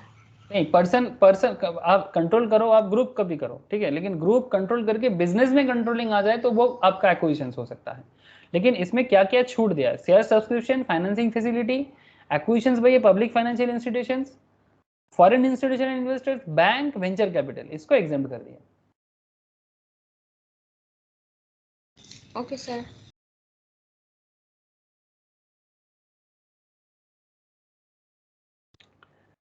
filing of information of combination to CCI, section 6 subsection 5. The public financial institutions, foreign institutional investors, bank, venture capital fund referred to in subsection 4 shall within 7 days from the date of acquisitions, ये लोग जो भी करता है जैसे PFI वगैरह, FII वगैरह, ठीक है, जैसे ही वो किसी कंपनी को एक्विज करता है वो उस डेट से 7 दिन के अंदर बता देगा CCI को in the form as may be specified by regulation with the combination, the details of the acquisitions including the details of control, circumstances for exercise of such control and the consequence of default arising out of such loan agreement, जो भी loan हुआ है अगर कुछ default होगा तो क्या होगा, और investment agreement as the case में भी, ठीक है, 7 दिन के अंदर। फॉरेन इंस्टीट्यूशनल इन्वेस्टर्स कौन है? Has this meaning is mentioned assigned in the clause A of explanation section 115 AD of the Income Tax Act 1961। FII के बारे में आप लोग जानते हो, है ना, जो फॉरेन म्यूचुअल फंड कंपनीज हो सकता है, फॉरेन इंस्टीट्यूशनल इन्वेस्टर्स जो इंडियन कंपनीज में इन्वेस्ट करते हैं, बहुत बड़े बड़े कंपनीज में ऐसे इन्वेस्टमेंट आप लोग देखते होंगे। वेंचर कैपिटल मतलब जो बिजनेस के स्टार्टिंग स्टेज में, जब बिजनेस कुछ बना है, एकदम स्टार्टिंग नहीं, एकदम नॉट वेरी अर्ली स्टेज, ठीक है, after the post revenue stage में जो बिजनेस में इन्वेस्ट करते हैं, जैसे ये सब जो आप लोग देखते हो, ये क्या नाम है, शार्क टैंक वगैरह में जो होता है, ये सब VCs है, venture capitalist. Has the same meaning as to assign to in clause B of the explanation to clause 23FB in section 10 of the Income Tax Act के अंदर वेंचर कैपिटल के बारे में भी बोला हुआ है। तो ये कुछ इंपॉर्टेंट डिटेल्स था जो आपको मैं एक बार बता दिया कॉम्बिनेशंस के बारे में, कैसे कैसे कॉम्बिनेशंस बन सकता है, ठीक है, किसको किसको एग्जाम किस हिसाब से किया जा सकता है, ठीक है, it's just a basic area. अब नेक्स्ट जो चैप्टर आता है सर, ये है आपका कंपटीशन कमीशन का, ठीक है। तो कंपटीशन कमीशन के अंदर आपको बेसिकली क्या सीखना है, कंपटीशन कमीशन के बारे में जानना है, सिंपल बात है, ज़्यादा कुछ नहीं, सिंपल है, बट काफ़ी 7 से 17 के एरिया का सेक्शन कवर करता है। आपको कंपटीशन कमीशन ऑफ इंडिया के बारे में थोड़ा डिटेल जानना है, वेरी वेरी इंपॉर्टेंट है सर, बहुत सवाल पड़ता है यहाँ से। एस्टैब्लिशमेंट ऑफ कमीशन के बारे में सेक्शन 7 बात करता है, establishment of office of commission के बारे में सेक्शन 7 सबसेक्शन 1 बात करता है। With effect from such date as central government may by notification appoint there shall be established for the purpose of this act a commission to be called the Competition Commission of India। Central government notification डाल के act बना के competition act को competition commission of India को बनाता है। Status of CCI क्या है? The commission shall B, commission जो है सर सेक्शन 7 सबसेक्शन 2 में बोला है, commission shall be a body corporate by the name aforesaid, ठीक है, बॉडी कॉर्पोरेट है बिकॉज इंडिविजुअल कॉर्पोरेशन है ये, having perpetual succession and A common seal, इसका एक परपेचुअल सक्सेशन है, मतलब CCI बन जाए तो चलता जाएगा, कभी इसका खत्म नहीं होगा जब तक लॉ इसको खत्म नहीं करता, परपेचुअल चलता जाएगा सर। कॉमन सील भी होगा इसका, with power subject to the provisions, power है इसका एक्वायर करने का, hold and dispose of property both movable immovable, to contract and shall by the said name, sue or be should, ठीक है, शू भी कर सकता है कोई, इस पे भी केस कर सकता है। इसका जो हेड ऑफिस है दिल्ली में है, सेक्शन 7 सबसेक्शन 3 में है, इसको बताते हैं sir. Head office of the commission shall be at such place as the central government में decide from the time to time. The central government by notification number इतना 14 अक्टूबर 2003 को notified that the head office of CCI shall be at the new Delhi and complete address ये है अभी currently Kidwai Nagar east new Delhi 110023 9th floor office block 1, ठीक है। CCI offices 7 section 7 subsection 4 the commission may establish offices at other places in India, एकदम बना सकते हैं। composition of commission, ये जो कमीशन जो बनता है, कंपटीशन कमीशन जो बनता है, इसका कॉम्बिनेशन मतलब सॉरी कॉम्पोजिशन कैसे होते हैं, सेक्शन 8 में बोला है, commission shell consist of chairperson and not less then 2 and not more than 6 other member, ना तो 2 से कम और ना ही 6 से ज्यादा, to be appointed by central government. क्या क्वालिफिकेशन होना चाहिए, एलिजिबिलिटी क्राइटेरिया और chairperson and member section 8 subsection 2 में बोला है, the chairperson every other member shall be a person of ability integrity and standing and who has special knowledge. अगर आपको competition commission में जाना है तो आपके अंदर क्या नॉलेज होना चाहिए, और such professional experience have not less than 15 years, 15 साल का प्रोफेशनल एक्सपीरियंस होना चाहिए और कुछ स्पेशल नॉलेज होना चाहिए। सर स्पेशल नॉलेज किस चीज में, तो चलो देख लो किस चीज में स्पेशल नॉलेज होने से आप CCI के चेयरपर्सन बन सकते हो। बनना चाहोगे सर? बिल्कुल बन जाओ sir. International trade, international trade का नॉलेज होना चाहिए, सिंपल बात है, एक्सपोर्ट इंपोर्ट का नॉलेज होना चाहिए all over the world. Economics का नॉलेज प्रॉपरली होना चाहिए, micro and macro both. Business and commerce का नॉलेज होना चाहिए, लॉ का नॉलेज होना चाहिए, फाइनेंस का नॉलेज होना चाहिए, अकाउंटेंसी का नॉलेज होना चाहिए, मैनेजमेंट का नॉलेज होना चाहिए। अकाउंटेंसी मतलब जो financial accounting as well as cost, finance तो है ही। मैनेजमेंट का नॉलेज होना चाहिए, इंडस्ट्री का नॉलेज होना चाहिए, पब्लिक अफेयर्स और कंपटीशन मैटर्स में नॉलेज होना चाहिए, including competition law and policy, जो हम लोग पढ़ रहे हैं। ठीक है, तो इतना सारा नॉलेज अगर आपको होगा और 15 साल का प्रोफेशनल एक्सपीरियंस किसी भी एक लाइन में अगर एटलीस्ट हो जाए, तो आप जाके सीसीआई के चेयरपर्सन बनने लायक बनोगे, which in the opinion of central government में be useful to the commission. अगर इतना नॉलेज आपको होगा तो सेंट्रल गवर्नमेंट का मानना है कि ये यूजफुल है। तो chairperson and other members shall be whole time members, जो भी बनेगा होल टाइम, पार्ट टाइम कुछ नहीं है। सेक्शन 8 सबसेक्शन 3 आपको ये बताते हैं कौन कौन बन सकता है। देखो, appointing authority of chairperson and other member, कौन अपॉइंट करता है? The chairperson and other member of the commission shall B appointed by central government from the panel of names recommended by A selection committee consisting of, कौन कौन इसके अंदर आ सकता है? Chief justice of India और his nominee, supreme court का chief justice and उनका nominee chairperson के लिए आ सकते हैं। Secretary in the ministry of corporate affairs, या फिर जो भी है मेंबर, वो मेंबर बन सकता है। Secretary in the ministry of law and justice member बन सकता है। 2 experts of repute who have special knowledge, जो मैं आपको अभी बोला, professional experience in international trade, economics, business, commerce, law, finance, accountancy, management, industry, public affairs and competition matters including competition law and policy, वो भी मेंबर बन सकता है। तो मिनिमम 2, मैक्सिमम कितना चाहिए? 6। ठीक है, तो ये हो गया आपका एक चेयरपर्सन जो चीफ जस्टिस ऑफ इंडिया के नॉमिनी भी है और चीफ जस्टिस भी हो सकता है। Secretary of ministry of corporate affairs, MCA का secretary, secretary of ministry of law and justice, members, and 2 ऐसा रिप्यूट जिसका स्पेशल नॉलेज हो, मेंबर बनने लायक। टर्म ऑफ सिलेक्शन कमिटी, जो सिलेक्शन कमिटी में रहेगा, इनका टर्म कितना दिन का रहेगा, कितना कितना दिन तक इनका कार्य, मतलब कार्य काम होगा, मतलब जो टोटल ड्यूरिंग ऑफ पीरियड ये काम कर सकता है। The term of the selection committee and the manner of selection of panel names shall be such as the may be prescribed. CCI term of selection committee and member of panel names कितना है sir? Term of commission rule, अच्छा, the term of committee period 1 year and 6 months from the date of its constitution for a period of constituted shall be for a period of 1 year and 6 months from the date of constitution। 1 साल तक, और जब से ये बन रहा है उससे कम से कम 6 महीना।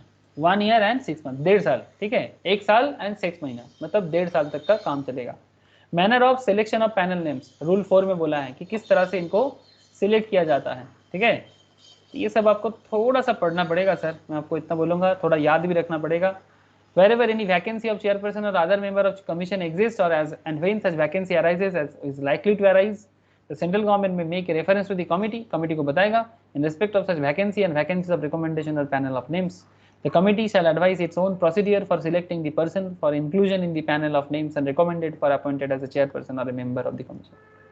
The committee shall make the recommendation to the central government within the period of not exceeding 120 days, 120 दिन के अंदर बोलना चाहिए, from the date of reference, जिस दिन वो रेफरेंस हुआ है उस दिन से 120 दिन के अंदर। An officer not below the level of joint secretary nominated by Ministry of Corporate Affairs, joint secretary के नीचे का पोस्ट नहीं होना चाहिए, shall be the convener of the committee। ठीक है, तो ये कुछ बेसिक चीज़ है जो आपको एक बार याद जरूर रखना चाहिए। कमेटी का फंक्शंस तो आप लोगों को समझ में आ ही गया, रूल 5 में बोला है। तो कमिटी जो बनेगा वही एक्चुअली बाद में बोलेगा भी पैनल में कौन मेंबर बनेगा। The committee shall recommend a panel for not more than 3 persons selected under sub rule 2 of rule 4 in respect of each vacancy that has referred to the committee.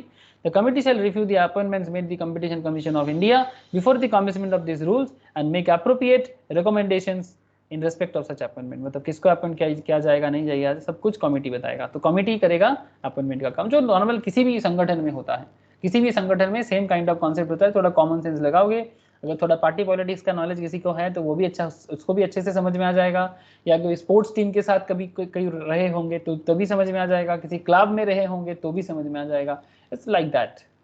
Term of office and chairperson and other members, section 10 term के अंदर बोला है कि term जो है, जैसे कि आपको मैं बोला, the chairperson and every other member shall hold office for a term of 5 years। जो भी चेयरपर्सन बनेगा और जो भी मेंबर बनेगा उनका जो टर्म होगा ऑफिस में for a term of 5 years from the date on which he enters upon his office and shall be eligible for reappointment, provided that the chairperson or other member shall not hold office as such after he has attained the age of 65 years। 65 के बाद वो नहीं कर सकता।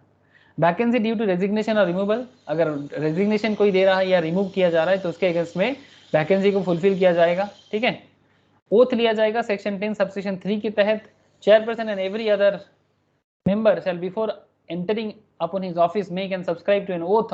Oath जो होता है आप लोग जानते हो, secrecy in such form manner and before such authority, secrecy maintain करना पड़ेगा, ठीक है ना। चार्ज और office of chairperson until new incumbent joins, section 10 subsection 4।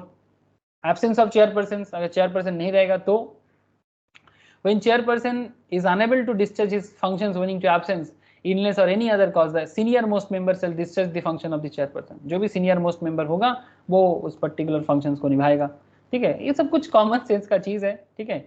Example के तौर पे मैं आपको एक एग्जाम्पल बताता हूँ तो आपको थोड़ा सा क्लैरिटी हो जाएगा।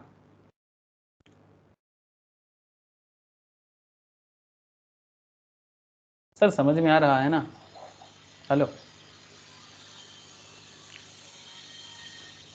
अरे बोलो सर। बेसिक कुछ सिंपल रूल्स है जो बस एक बार गो थ्रू करना है आप लोगों को, ठीक है। Mister Vineet Kulkarni, retired 1985 batch, IRS officer, Indian revenue service, ठीक है। Attend the age of 61 years on the 31 December 2020। The central government appointed him as the chairperson of the competition commission with effect from 4th January 2021. You are required to state with reference to the provision of the Competition Act 2002 whether he can be reappointed until when he can remain as chairperson of the Competition Commission of India. इसी question के through से आपको जवाब मिल जाएगा। According to section 10 subsection 1 of the Competition Act 2002, the terms of office of chairperson and every other member shall be 5 years and eligible to reappointment. Yes. However, no chairperson or other member shall hold office as such after he has attained the age of 65. तो ये हो गया आपका provision. हाँ ज्योति, समझ में आ गया?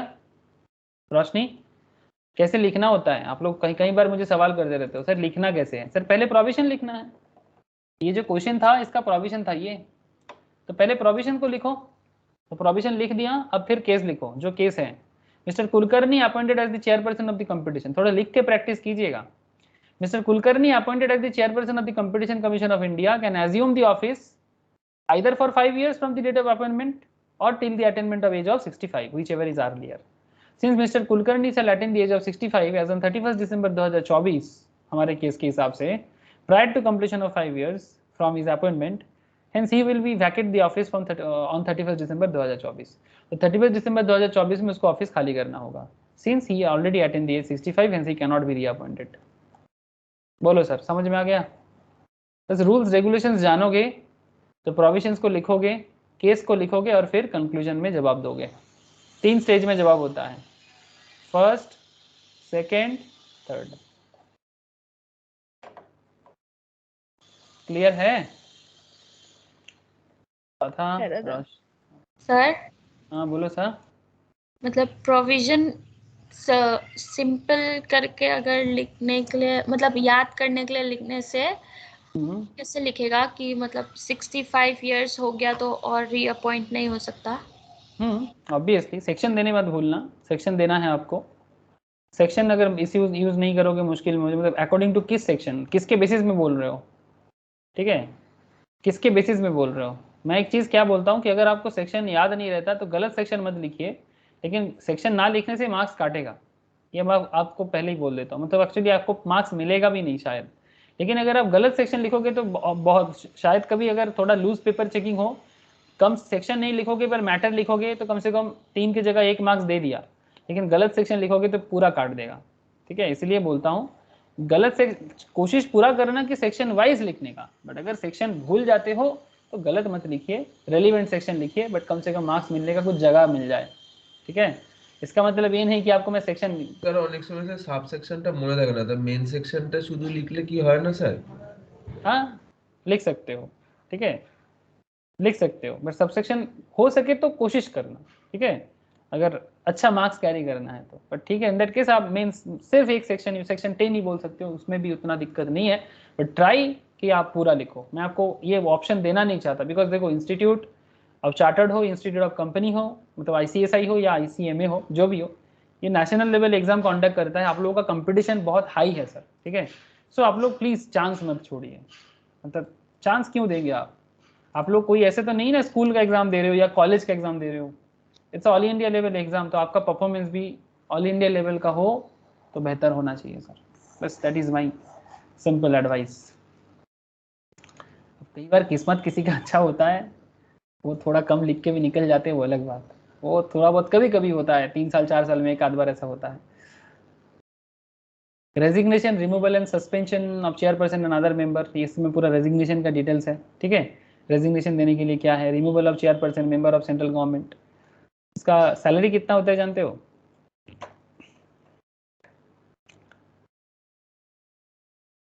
Salary allowance and other terms and condition of service of chairperson and other member. Chairperson का सैलरी होता है सर 4 लाख पर मंथ, ठीक है, और मेंबर का सैलरी होता है 3,75,000 पर मंथ। ये रूल 3 में बोला गया है, ठीक है। तो ये सब कुछ इंपॉर्टेंट एरिया है, तो क्या आप लोग घर पे कवर करोगे सर? हाँ, ये resignation, administrative power of chairperson, section 13, section 14, ठीक है। सैलरी तो मैं बोल दिया सेक्शन 14 के अंदर। तो ये कुछ इंपॉर्टेंट एरिया है, vacancy etcetera, not to invalidate proceedings of commission and appointment of director general etcetera, section 16, 17 में आपको बोला गया है secretary and officer and other employees of commission. मैं ऑलरेडी मेन पॉइंट बोल दिया, आप लोगों को बस एक काम करना है, एक बार पूरा सेक्शन वाइज गो थ्रू करना है, ठीक है। और उसके बाद मैं नेक्स्ट क्लास में, जो आई होप कि फाइनल क्लास होगा इसका, ऑलरेडी मैं एक बार बता दिया ओवरव्यू में, मैं कुछ एरिया है जैसे कि duties, power and functions of commissions के बारे में 2-4 पॉइंट है बता दूंगा, और इसका जो फाइनेंशियल जो एरिया है सर, ठीक है, फाइनेंशियल जो एरिया है, फाइनेंस ऑडिट का जो केस है वो थोड़ा सा आपको बता दूंगा, ठीक है, कंपटीशन कमीशन का। ये होने से कंपटीशन लॉ खत्म हो जाएगा और आप लोग आराम से फिर अलग अलग क्वेश्चंस को सॉल्व करें, और कुछ नहीं सर। लेकिन एक बार पूरा अच्छे से ईच एंड एवरी पॉइंट को गो थ्रू करना बहुत ज़रूरी है। मैं तो बोलूँगा कि आप लोगों को इतना दिन में पूरा एक बार मटेरियल कंप्लीट हो जाना चाहिए सारा का सारा, ठीक है। चाहे CS का मैट हो, मेरा नोट्स हो, जहाँ से भी आप पढ़ रहे हो, एक बार पूरा ख़त्म होना चाहिए। तो बाकी जो बचा कुचा पॉइंट्स हैं मैं ट्राई करता हूँ नेक्स्ट क्लास में पूरा कंप्लीट करके फिर दूसरे चैप्टर में जाने का, ठीक है। ओके सर, बोलो। सर ये PDF मेरे को नहीं मिला। नहीं मिला, ठीक है, भेज देता हूँ। रोशनी तो का चाचित तो है सर। ओके सर, ठीक है। तो ज्योति मैं आपको शेयर कर देता हूँ। Bye sir. Okay sir, tata. Sir threshold limit যেটা মানে আপনি এখানে কল অ্যান্সার ম্যাটে একরকম স্যার বইতে